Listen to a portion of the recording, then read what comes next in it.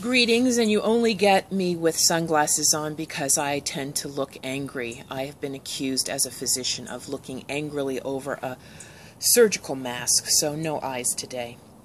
I am on the edge.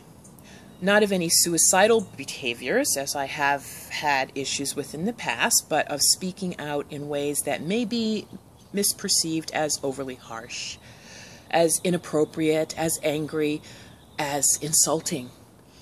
So I'm going to ask some of you who are really ready to stay with this work, and please don't look away, and ask yourself a few questions.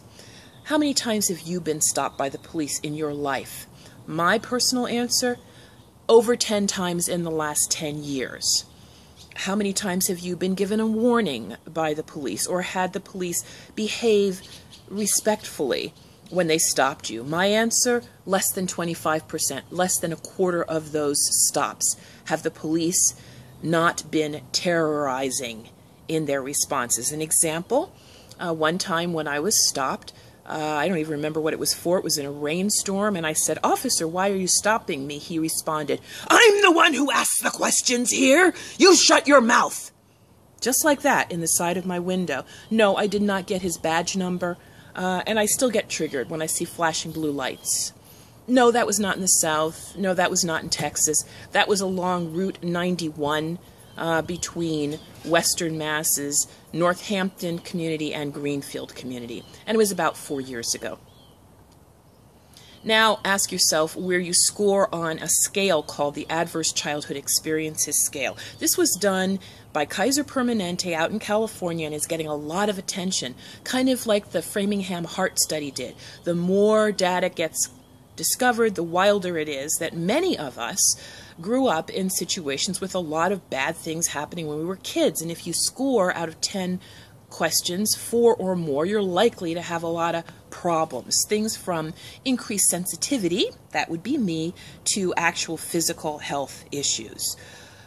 As an overly sensitive type, due to my unfortunate life circumstances, I am running out of a willingness to continue this conversation. Race does matter. That's sad. I had gambled my entire life, all of my politics, all my personal choices on a direction that we're not going. And I hoped the word would change over time and that the world would change over time, but it's moving in directions that are not healthy.